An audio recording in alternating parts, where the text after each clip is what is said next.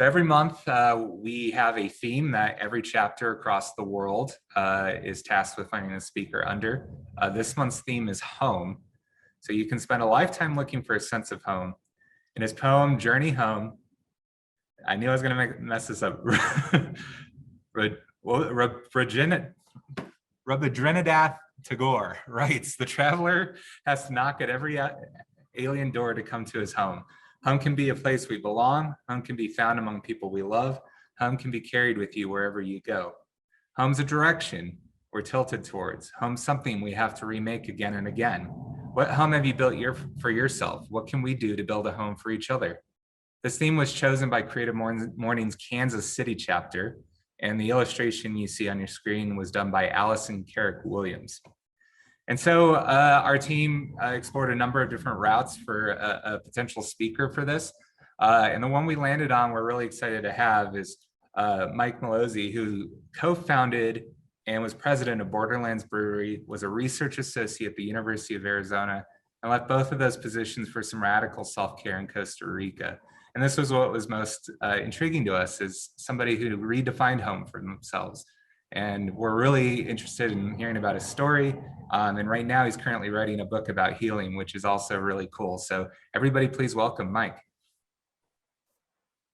Hi, well, thanks a lot for having me. I really appreciate the opportunity to talk to everyone. I think a lot of people have been wondering what I've been up to, so I really do appreciate this opportunity. So let me go ahead and share my screen. So I think for a lot of people, they wondered why I took this radical move to move to a foreign country. And so I just kind of wanted to get into that. And I thought rather than go through all the gory details, I might tell a little story through allegory. So this is a comic that you can find on the oatmeal.com. And it's a story about a plane crash. And so on June 18th, 1947, there was this Pan Am flight from Calcutta to New York, and an engine stopped working, and the engine began to overheat, which caused a fire, which caused a panic. And when the pilot attempted to land the plane, the co-pilot got out of the cockpit and went to go sit with a young woman who was alone, and kept telling her it was going to be okay. And he continued to tell her that as the engine burned, as the engine fell off of the plane, as the fuel lines began to start on fire, and the plane pitched downward. He continued to say it was okay, even as he knew the plane was almost certainly going to crash and kill everyone on board. And they actually crashed in the Syrian desert. 14 people died instantly. 2 crew members survived, including the co-pilot. And he went back in and pulled people from the wreckage. And eventually the plane completely burned, and people were waiting in the desert for rescue. And no rescue came. So they had to send out 2 parties. One party went in one direction, another went in the other direction. And one of the parties came across a village with a radio, and a call was made, and eventually 22 people survived that crash. And the crash really changed the co-pilot. And after that crash, he didn't want to be a pilot anymore, as I think a lot of people can imagine. And he resigned from Pan Am and pursued a career in writing and ultimately television. And that man was Gene Roddenberry, and he created Star Trek. And I think this is a great story because it really illustrates for me sort of what's been going on in my own personal life, what's been going on in our country. I felt for a long time that my life and the political situation in the United States was a crashing plane. And one of the greatest lessons I recently learned was, when you're in that situation, when it seems like the whole world is a crashing plane, what's important to remember to do in that situation is put on your own mask before assisting others because you can't help anybody else if you're unconscious. And so I made the decision to move to Costa Rica on November 1st, 2020. I had been working, I had actually wanted to move to Costa Rica about a year before, but the pandemic kind of put the brakes on that. And so I started working to help get out the vote before I left. I was working with the Progressive Turnout Project and Mi Familia Vota. And I decided to leave the day before the election because it was clear to me, talking with hundreds of voters, that no matter what happened with the election, it wasn't going to go well. And so I decided to move to Costa Rica, and I'll just kind of show you. When I moved to Costa Rica, it became very clear that a lot of people do not know the difference between Puerto Rico and Costa Rica. So Puerto Rico is a U.S. territory. It's an island in the Caribbean. Costa Rica is a Central American country. So here we are, Costa Rica. I live in a very small village of about 700 people in the south of the country. Um, it's an agricultural community. It's actually created by a European organization. It's an intentional community that's sort of run by self-sufficiency and self-administration. And it's part of 10 Longo Mai communities around the world. And this community in particular actually became a location for refugees from Nicaragua and El Salvador. And people were given houses and plots of land to cultivate to help them start a new life, basically. This is my neighbor. He lives across the street from me. His name is Don Pedro. He was actually a guerrilla soldier in the El Salvadorian Sandinista conflict. He lost 7 brothers. He lost a son. And so one of the reasons I moved here was because I knew that the people here had suffered a great deal, but also knew how to recover from suffering. And I wanted to learn more about that. There's a lot of really interesting projects here. One of them is Escuela de la Tierra, which is a school of the earth in English. It's a permaculture institute, but they also teach human rights and just respect for nature in general. And where I'm actually going to be helping them to get some programming off the ground. Right now I have an affiliation with the Department of Regional Food Studies at the University of Arizona. So I might be doing some coursework for them to help recruit students as well as learn about permaculture. Some of you folks may recognize these 2 people. That they're the reason I'm here. This is Madeline Kaiser and Oscar Bonita. Madeline, they're both long-term residents of Tucson. Madeline did a lot of work in prison education and rehabilitation in Tucson, and Oscar did a lot of public health work in Tucson. And Oscar's Tico, he's Costa Rican, so they've actually moved back to Longo Mai. And together, along with other people from this community, we're doing a lot of water protection. So in the south of Costa Rica, there's a great deal of water that's being used for pineapple production. You can actually see the pineapple fields from space. They just span hectares and hectares, and they use a lot of agricultural production. So this is a water protection meeting that we went to. The guy on the left, the name is Pedro. He's got this incredible tent house, and he's a Rastafari, and there's just kind of a very ragtag group of rebels that kind of live in the south that are trying to protect the rivers here. This is my a picture of my daily walk with my little dog Pepe that you can see in the distance. He was abandoned at the entrance to the village, so we kind of rescued each other. Um, and this is a view from my front porch. So it's it's a really quaint, um, tight knit community, and I really appreciate being here. Another nice thing about Costa Rica is that I've been able to go to a lot of indigenous plant medicine ceremonies, which has been helping me to recover from a lot of trauma. And I kind of also just wanted to highlight some of the reasons that I intentionally chose Costa Rica, to move to, because it really aligned with my values. Costa Rica has been operating on 98% renewable energy. It's the fifth straight year in a row that they've been operating on that amount of sustainable energy. They're looking at projects now to export sustainable energy to other countries. They're the most successful country at reforestation. Um, and basically what they do is they put a tax on gasoline, and then they use those funds to pay people who have unused land, whether it's old farmland or ranch land, and convert that into rainforest.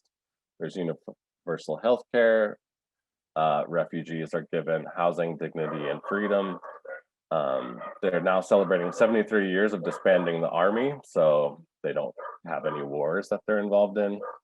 And it's really a culture that values working to live, not living to work, civil discourse. And they even have gross national happiness, which is an annual survey that surveys everyone in the country about their happiness, and they have initiatives that try to increase the happiness of the entire country. So I think that pretty much wraps up what I wanted to say, but I'd be happy to answer any questions you guys might have. Thanks so much for sharing. Does anyone have a question? Mohammed, did you have one? I thought I saw your hand go up there. Yeah, thank you, Mike, for sharing. It's amazing to hear stories like yours. Do you feel the U.S. has lost hope for becoming a more like a happy place for someone like you to live in? Like I'm trying to see how you feel, because obviously you were left for a reason. Yeah, I think that's a great question. I mean, to be honest, for me, it has. While I was the president of Borderlands, in a community like Tucson, where you have over 3,700 nonprofits in the county, and working with a lot of those nonprofits, you really become aware of the necessary work in the community, and where that work falls short, and what are the barriers to progress. And I think, just looking at the United States, there's so many challenges that really prevent progress, whether it's the military industrial complex, or gas and oil interest in politics. And you look at something like the ability of Costa Rica to do far more with sustainable energy with far fewer resources. I think it really highlights, what's happening in the United States. And I think also, that in general, there's this sort of revulsion to get involved in politics. And for better or worse, politics is the way that we transform our society. And so, we need to stop thinking about politics as a bad word in the United States, and rather as a conversation that we all need to have civilly in order to make progress. Really like that idea of using the word conversation, because that's exactly how change is inspired and constructed is through that conversation. Yeah. Aaron has a question in the chat. Would you like me to read it, or did you want to ask it Please, yourself? yeah, for some reason I can't. Oh yeah, no problem. How has the transition been for you? Housing, relationships, financially, emotionally, and mentally, actual steps towards integration and recognizing your needs even more fully once you were out of Tucson? Yeah, no, that's a great question. I think living here in the rainforest has really helped a lot. I've been doing a lot of forest bathing, and meditating in the hammock. And I've been going to ayahuasca ceremony, and a lot of that has really helped me process things emotionally and intellectually.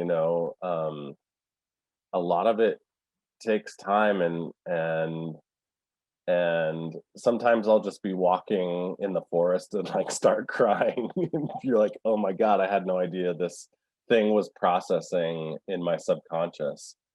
And I think that's a real issue in the United States, is we don't give ourselves time to do that kind of self-care. I saw this great meme that was, self-care isn't hot baths and chocolate cake. It is making the decision to build a life you don't constantly have to escape from. Absolutely. Jen's question was actually on my mind as well. How has your definition of home changed with moving somewhere that is a dramatic transition and change? I think for me, I grew up in Colorado, and I went to grad school in Chicago, and then I moved to Tucson. And I think for me, home is the community you feel like you belong in. I think sometimes you can build that community no matter where you are. But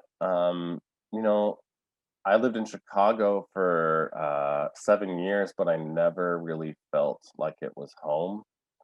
And then I moved to Tucson, and that really felt like home for a while, and then it really didn't. And so, yeah, I don't know. I feel like part of it is trying to find the place that corresponds with your values, and another part is finding the people that you can build the community around you. Yeah, I hear that very strongly. And I think for any of us that have moved around, whether it be a dramatic change or otherwise, it is about finding your community and understanding it, right? Yeah, yeah. Erin asked her a follow-up. Do you feel Hi, like Erin. do you feel like Costa Rica is your forever home? I could see it being. I am actually pursuing getting residency here.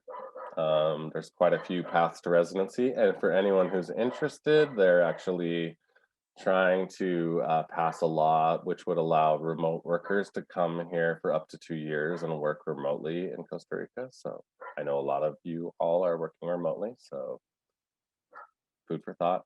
But yeah, I'm looking at getting permanent residency. It's just, I feel like this is the place where I belong right now.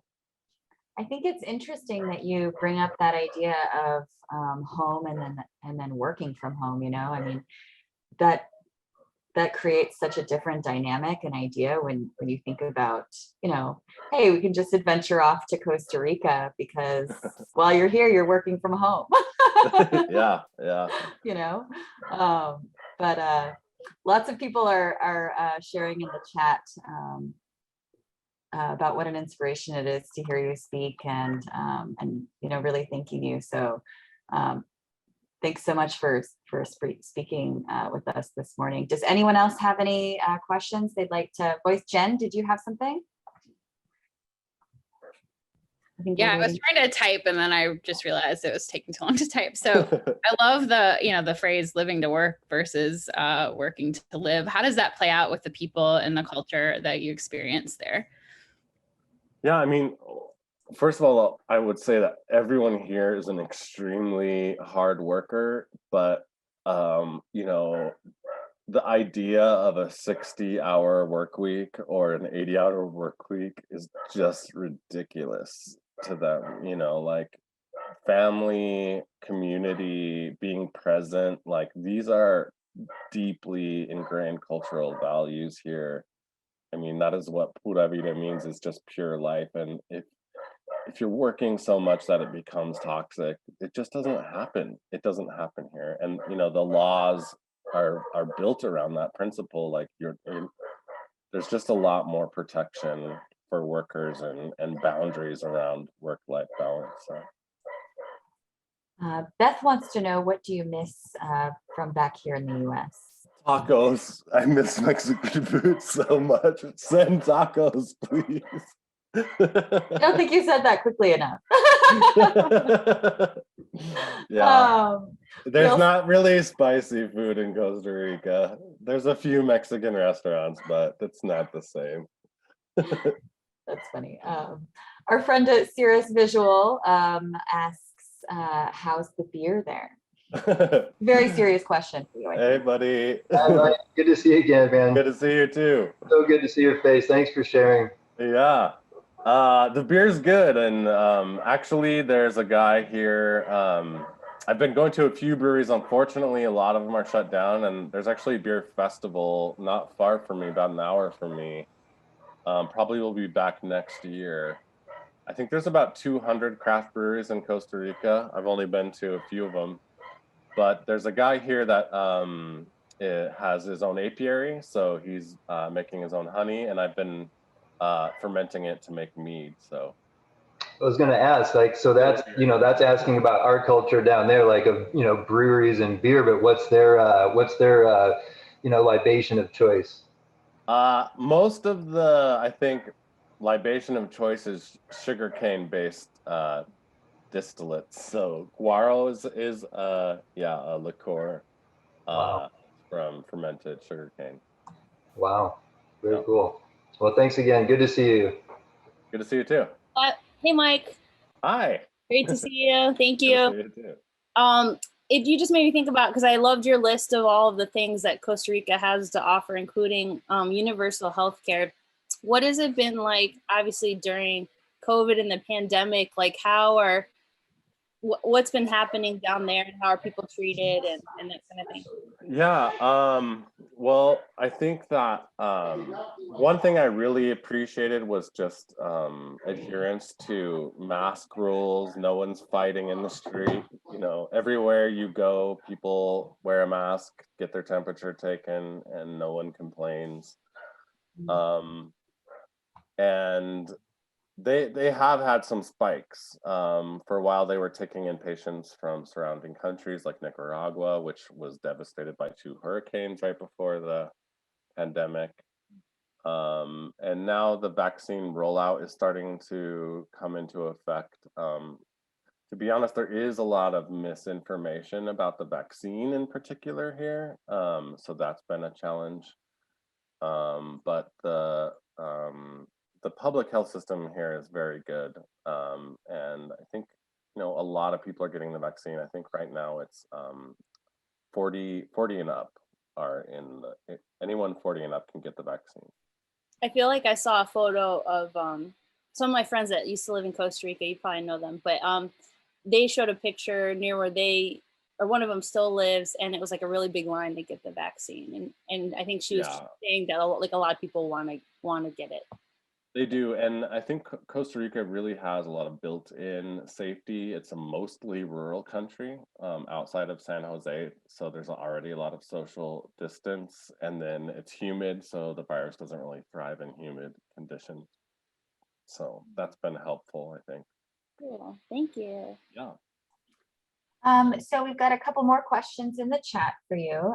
Beth wants to know a little follow-up, I think. How would a transition such as yours be for an older person? Actually, Costa Rica is one of the top destinations for expatriates to retire. There's very large communities of Americans, Canadians, and Europeans that retire in Costa Rica. Depending on where, and actually you can get a path to residency for buying a house in Costa Rica, and a lot of people do that. You know, and depending on what you're looking for, you can live in a community of Americans, Canadians, or Europeans, or decide not to live in a community of Canadians, Americans, and Europeans. So there's a lot of good options. And I think just like anywhere else, you really want to do your homework and probably visit and you know, tour around before you decide to buy anything if you're so inclined. Martha has a follow-up question about do you make traditional needs or do you prefer another style? Well, hi Martha. It's been kind of a, you know, empirical process. We've just been starting to try different things, but chicha is people are making chicha out of honey and other fruits here, so which is kind of a wild fermentation. I haven't tried it yet, but I've just been using, there's actually a homebrew store in San Jose. So I bought a bunch of high alcohol champagne yeast to ferment the honey with, but it's been going pretty good. Thanks so much. Do you have any more questions? Julie, did I see you about to ask a question? I don't know, Mike. I don't know if you said this. Do you plan on staying there? I don't know if you already said that and I missed it. Yeah, right now there's probably the best option for me is to start a business. So people can, there's a path to residency where if you're basically self-employed and you can demonstrate that you have a certain amount of monthly income, you can get residency in Costa Rica. Cool. So that's probably the path that I'm going to take to stay here. Do you know what that path to residency looks like in terms of timelines? Yeah, so once you get the process started, it's basically a de facto residency. And I think the process itself takes about 1 to 2 years to complete. But once you've started the application, you basically get de facto residency. The only kind of bummer is that US citizens and most citizens of global citizens have a 90-day tourist visa, which comes with the ability to drive if you have a driver's license. But once that tourist visa expires, you're no longer allowed to drive until you complete the residency process. So it's a lot of bus rides for me. Yeah, that's a whole built-in insurance policy. Yeah. I think that Dave R might have had a question. I saw your mute button go off. Dave R, did you have a question for Mike? Oh, no, thanks. I'm just listening. Oh, okay, sorry. Martha is super into you starting a meadery right now. Oh wait, no, right now hers is a countertop operation called Mischief in the Kitchen. The name comes from all the various mishaps she's had in the brewing process. Oh, nice. Hey, every mistake is actually something that was meant to be, right? That's how we learn, by failure. Do we have any other questions, either about home or maybe even just Costa Rica in general, or about beer, mead?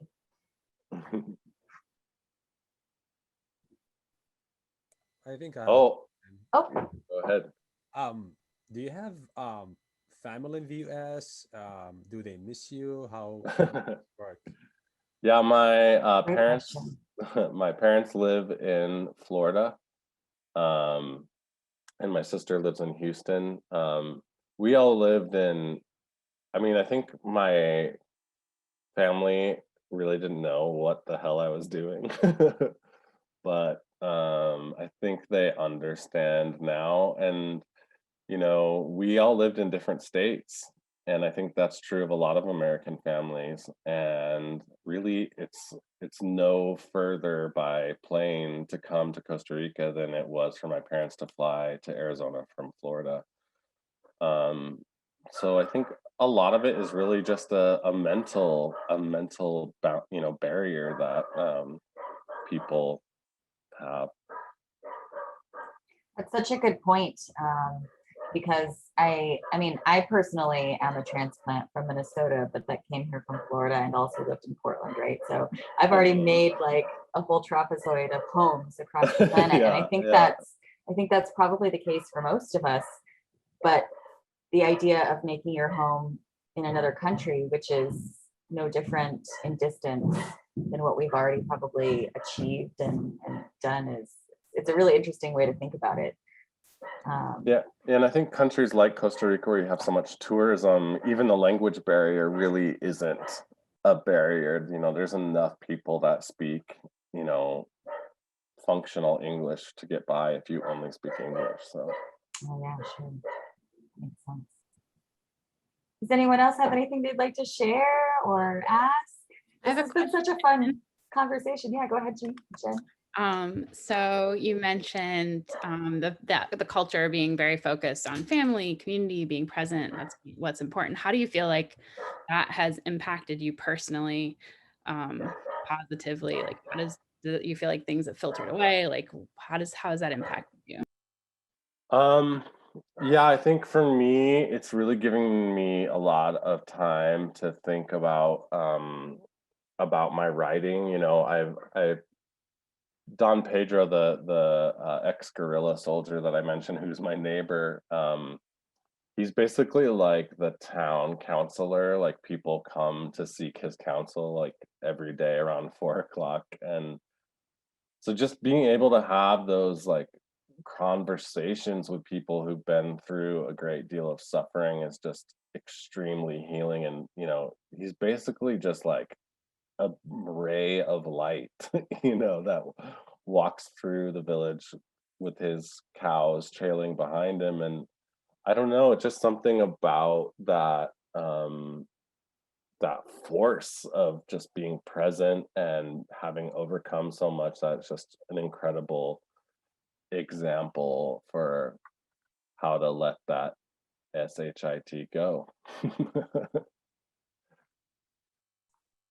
So funny. Beth asked, would you be willing to provide some of your contact information in Costa Rica in case some of us want to ask you some more questions individually? Yeah, something absolutely. You're willing to do? Okay. If you want to just throw your email or whatever you'd like in the chat, that's probably the easiest way. Are you okay with that? I pasted it in there. Oh, perfect. That's Jen's great. already got it there. And then Jen wants to hear more about your book. Are you open to sharing some more about that and some of your writing? Yeah. So I think that my book is basically, I got it from my first ayahuasca experience. For those of you that don't know, ayahuasca is an indigenous plant medicine to tribes in Peru. And it's it's basically reconnecting with the spiritual plane. It's the active ingredient ayahuasca is DMT, which is a natural neurotransmitter that people who like certain Catholic nuns can produce it through prayer. Buddhist monks can produce it through meditation practice, but it's also present in certain plants. And that's really what gave me, I actually almost died by suicide last September, and I ended up with complex PTSD. And after one sitting with ayahuasca, I was cured of both of those. But what a lot of people don't appreciate about plant medicines is that a lot of the work comes after your experience, and it's integrating what you learned in those experiences. And I think Nick asked in the chat, what impact did that have? And ayahuasca is currently illegal in the United States, but it's been showed in double-blinded placebo-controlled studies to cure treatment-resistant depression. And so I think, that's been a huge benefit to be able to go to ayahuasca ceremony without having to worry about anything. And it's just a great community, the clinic that I go to is a family-run clinic with a husband and a wife and their 5-year-old daughter who gives you a tour around their farm. So, you know, it's been truly truly great to just be able to seek these healing practices without having to worry about going to jail. So I think that's been a big impact. And just like I said, just the time to walk through the forest and think about these things that and the integration process, you know, really trying to think about what these lessons have for my life and for the world. So my book is partly about plant medicines and psychedelics in general in terms of mental health. My expertise is in gut microbiota, or the bacteria that colonize the gut. A lot of people don't realize that most of the neurotransmitters in your body are in your gut. And the gut microbiota are what regulate the transmittance of those neurotransmitters to your brain. And so our diet and our microbiota have a huge impact on our mental health. And going from there, you know, I've done a lot of work around and research around how we grow our food and what impact that has on our environment. You know, there's a lot of interest right now in restorative agriculture, and using that practice to capture carbon and basically potentially reverse global warming simply by the way we grow our food.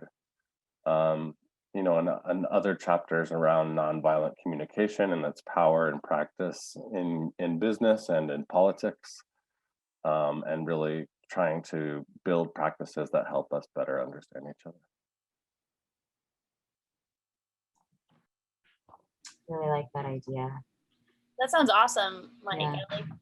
I like all the things you're talking about in your book. I think that's really cool. Did you know the thing about the gut and neurotransmitters? Is that something you already knew? Because I know your background is in science and stuff. Did you already kind of know that, or is that something you learned more now that you're in Costa Rica? No, that's something I learned about. So the bacteria that I studied at the University of Arizona is C. diff.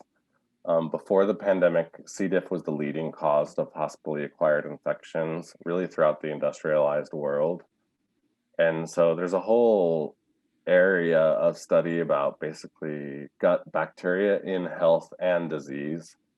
And there's a, you know, for example, there's a lot of research that shows that autism is related to gut bacteria in the mother and the child.